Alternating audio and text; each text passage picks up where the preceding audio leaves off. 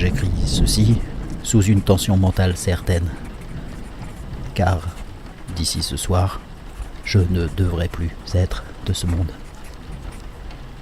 Sans le sou, arrivé au terme de mes réserves de drogue, qui seul rend la vie supportable, je ne peux plus endurer cette torture. Aussi, je vais me jeter depuis la fenêtre de cette mansarde vers la rue sordide en contrebas. N'allez pas croire, à cause de ma servitude en faire la morphine, que je suis un faible ou un dégénéré. Lorsque vous aurez lu ces pages griffonnées à la hâte, vous pourrez deviner, sans jamais cependant vous en rendre entièrement compte, les raisons pour lesquelles je dois trouver l'oubli ou la mort.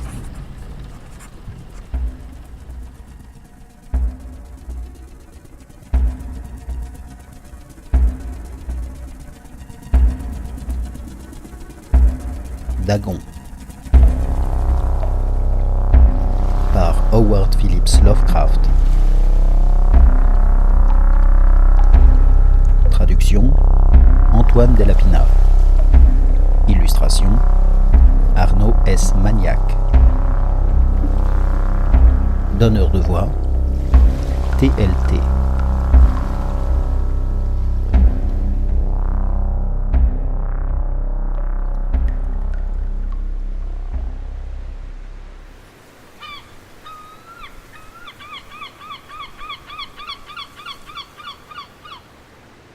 C'était dans l'une des parties les plus vastes et les moins fréquentées du Grand Pacifique que le bateau courrier sur lequel je servais comme subrécargue se trouva victime du vaisseau d'attaque allemand.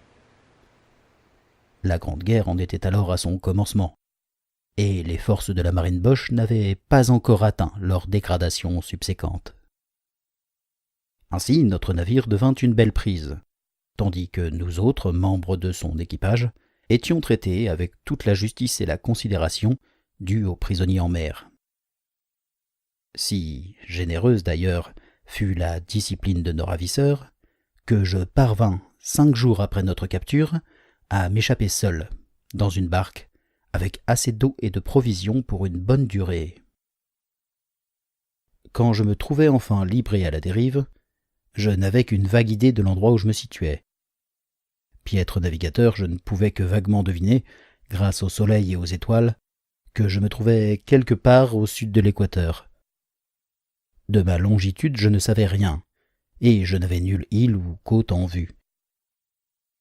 Le temps demeurait clément, et pendant des jours innombrables, je dérivais sans but sous le soleil brûlant, à attendre un navire de passage, ou de m'échouer sur le rivage d'une terre habitable. Mais ni bateau ni rivage n'apparurent, et je commençais à désespérer de ma solitude sur l'immensité ondoyante d'un bleu ininterrompu. Le changement survint tandis que je dormais. Je ne saurais jamais rien de ces détails, car mon sommeil, quoique troublé et hanté de rêves, fut sans interruption. Lorsque je me réveillai enfin, ce fut pour me découvrir à moitié enlisé dans l'étendue visqueuse d'un bourbier infernal, qui s'étalait en ondulations monotones tout autour de moi, et aussi loin que portait le regard, et dans lequel ma barque se tenait échouée à quelque distance de là. Bien que l'on puisse aisément s'imaginer que mon premier sentiment serait celui de l'émerveillement devant une transformation si prodigieuse et inattendue de l'environnement, j'étais en réalité plus horrifié que stupéfait, car il y avait dans l'air et dans le sol en putréfaction une sinistre qualité qui me glaçait jusqu'au plus profond de mon être.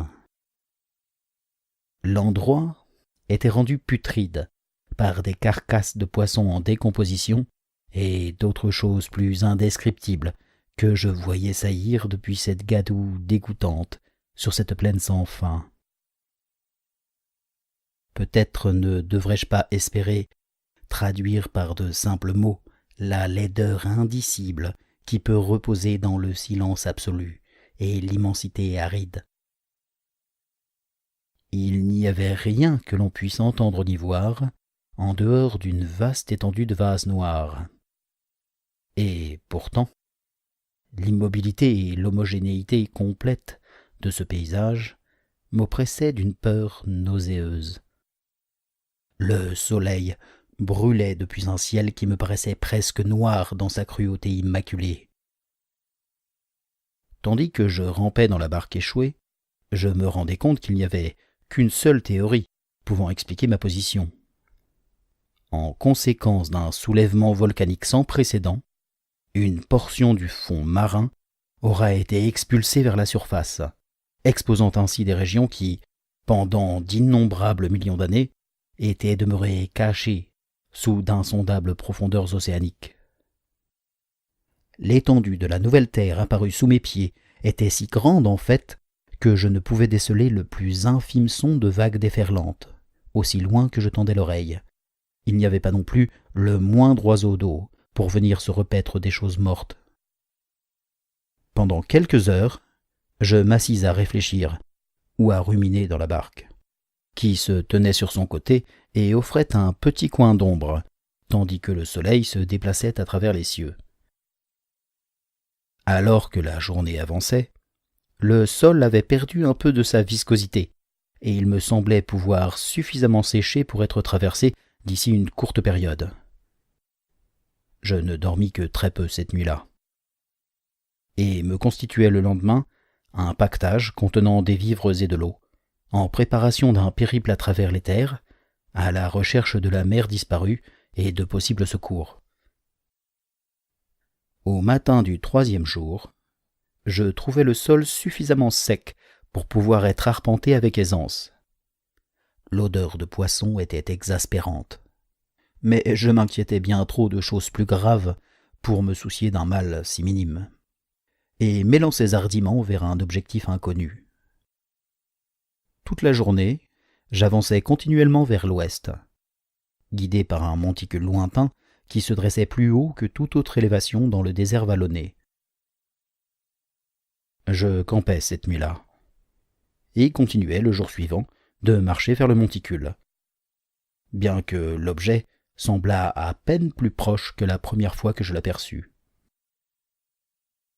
Au soir du 4e jour, j'avais atteint le pied du tertre, qui s'avérait être bien plus élevé que ce qu'il apparaissait au loin. Une vallée intermédiaire lui donnait un relief encore plus contrasté avec le reste de la surface. Trop épuisé pour le gravir, je dormis à l'ombre de la colline. Je ne sais pas pourquoi mes rêves furent si déchaînés cette nuit-là, mais avant que la lune faiblissante et fantastiquement gibbeuse ne soit montée loin au-dessus de la plaine orientale, j'étais réveillé, en sueur froide, bien décidé à ne pas dormir une seconde de plus. Les visions que j'avais vécues étaient trop accablantes pour pouvoir être à nouveau endurées. Et à la lueur de la lune, je vis comme il était imprudent de ma part d'avoir voyagé de jour. Sans l'éclat d'un soleil assoiffant, mon périple m'aurait coûté moins d'énergie. En effet, je me sentais désormais tout à fait apte à entreprendre l'ascension qui m'avait rebuté au coucher du soleil. En ramassant mon paquetage, je commençai à grimper sur l'éminence. J'ai dit que la monotonie continue de la plaine vallonnée était pour moi source d'une vague horreur, mais je crois qu'elle prit de l'importance lorsque je gagnai le sommet de la butte et observai de l'autre côté, en contrebas, une incommensurable fosse ou canyon dont les recoins noirs n'étaient pas encore illuminés par la lune, encore trop basse. Je me sentais comme en bordure du monde, regardant par-delà sa limite un insondable chaos de nuit éternelle. À travers ma terreur me vinrent soudainement de curieuses réminiscences du paradis perdu et de l'horrible ascension de Satan à travers les malséants royaumes des ténèbres. Alors que la lune s'élevait dans le ciel, je commençais à voir que les pentes de la vallée n'étaient pas aussi perpendiculaires que je l'avais imaginé. Les saillies et les affleurements rocheux offraient de bonnes prises pour une descente, tandis qu'après un dénivelé de 30 mètres, la pente devenait très graduelle. Poussé par une pulsion que je ne pourrais analyser avec exactitude, je m'avançais avec difficulté vers les rochers en contrebas, puis me tins encore au-dessous, sur la pente plus douce, contemplant les abysses stygiens que nulle lumière n'avait encore pénétrés. Mon attention fut capturée tout d'un coup par un immense et singulier objet sur la pente opposée, qui s'élevait abruptement près d'une centaine de mètres devant moi. Un objet au reflet blanchâtre, sous les rayons que lui conférait depuis peu la lune ascendante. Qu'il s'agissait simplement d'un gigantesque morceau de rocher, je m'en étais vite convaincu, mais j'avais conscience, une distincte impression, que sa forme et son emplacement n'étaient pas totalement fruits de la nature. Une inspection plus rapprochée m'emplit de sensations que je ne puis exprimer, car, en dépit de sa gigantesque échelle et de son positionnement dans un abysse qui avait sommeillé au tréfonds des océans depuis l'enfance du monde, je perçus, sans le moindre doute, que l'étrange objet était un monolithe, bien sculpté, dont le volume massif avait connu l'action et peut-être l'adoration de créatures vivantes et intelligentes. La lune, désormais proche de son zénith, brillait d'une lumière étrange et éclatante au-dessus des imposants escarpements qui enserraient la faille, et révéla le fait qu'un vaste bras d'eau s'écoulait en serpentant dans ses profondeurs, à perte de vue dans chacune de ses directions, et me léchait presque les pieds tandis que je me tenais sur la pente. De l'autre côté de la crevasse, les vaguelettes baignaient la base du monolithe cyclopéen, sur la surface duquel je pouvais maintenant déceler des inscriptions et de grossières sculptures. L'écriture utilisait un système de hiéroglyphes qui m'était inconnu et ne ressemblait à rien que j'avais pu voir dans les livres. Ils étaient pour la plupart constitués de symboles aquatiques formalisés, comme des poissons, des anguilles, des pieuvres, des crustacés, des mollusques, des baleines et d'autres, du même ton. Quelques caractères représentaient à l'évidence des choses marines inconnues du monde moderne, mais dont j'avais observé les corps en décomposition sur la plaine sortie de l'océan. Ce furent cependant les gravures picturales, qui suscitèrent chez moi la plus grande fascination. Parfaitement visible de l'autre côté de l'eau, grâce à sa taille gigantesque, se dressait une rangée de bas-reliefs dont les sujets auraient stimulé l'envie d'un doré. Je crois que ces choses étaient censées dépeindre des hommes, tout du moins une certaine sorte d'hommes, mais les créatures étaient représentées en train de folâtrer tels des poissons dans les eaux d'une grotte sous-marine, ou honorant un autel monolithique qui paraissait également se trouver sous les flots. De leur visage et de leur corps, je n'ose parler en détail, car leur simple souvenir me pousse au malaise. Grotesques, au-delà de l'imagination d'un Poe ou d'un Bulwer, elles étaient sacrément humaines sur un plan général, en dépit de leurs mains et de leurs pieds palmés, de leurs lèvres incroyablement larges et flasques, de leurs yeux vitreux et globuleux, et d'autres aspects dont le souvenir est encore moins plaisant. Curieusement, elles semblaient avoir été gravées de manière atrocement disproportionnée avec le décor de leur arrière-plan, car l'une des créatures était montrée en train de tuer une baleine, elle-même représentée comme étant à peine plus grande que son bourreau. Je remarquai, comme je l'ai dit, leur caractère grotesque et leur taille étrange. Mais décidai en un instant qu'elles n'étaient que les divinités imaginaires d'une sorte de tribu primitive et maritime, une tribu dont le dernier descendant aura péri des éons avant que le premier ancêtre de l'homme de Néandertal ou de Piltdown ne soit né.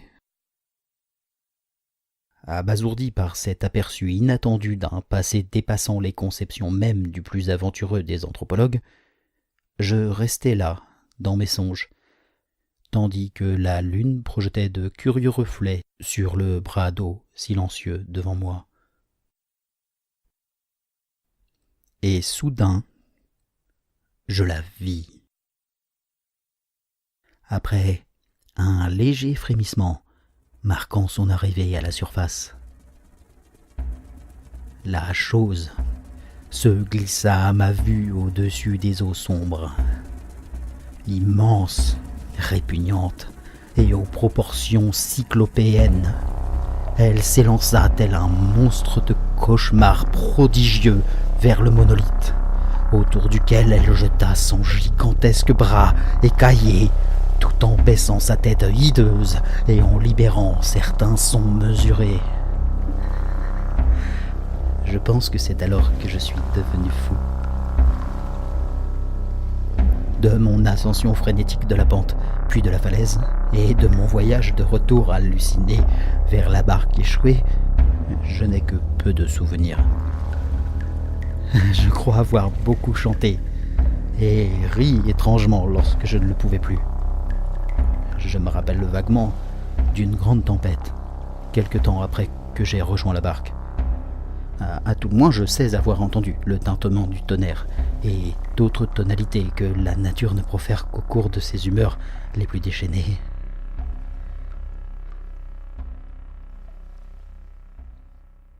Lorsque je m'extirpai des ténèbres, j'étais dans un hôpital de San Francisco, ramené là par le capitaine d'un vaisseau américain qui avait repêché ma barque au milieu de l'océan.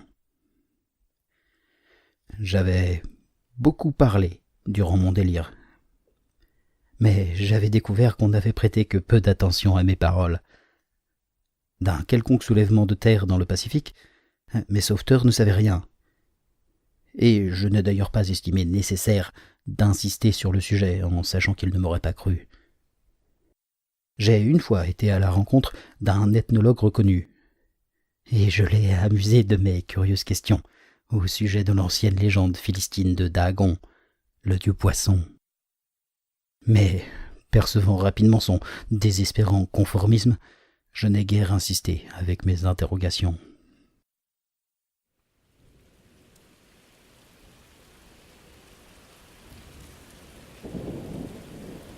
C'est la nuit, particulièrement lorsque la lune est gibbeuse et faiblissante, que je vois la créature. J'ai essayé la morphine, mais la drogue ne me procure qu'un éphémère sursis et m'a enserré dans ses griffes tel un esclave désespéré. Je vais donc maintenant en finir avec tout cela. J'ai raconté le récit entier afin d'informer mes contemporains ou de leur provoquer un amusement dédaigneux.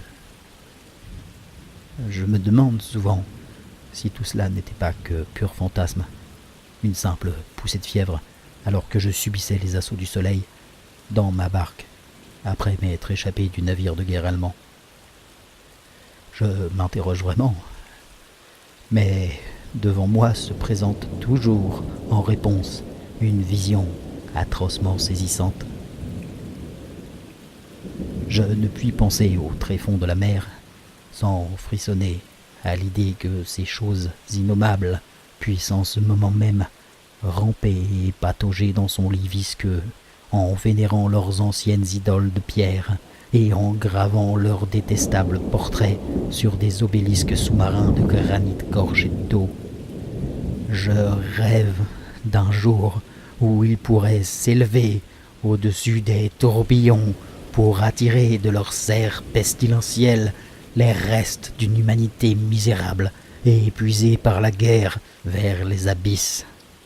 D'un jour où les terres seront englouties et où le sombre fond de l'océan s'élèvera dans une confusion universelle.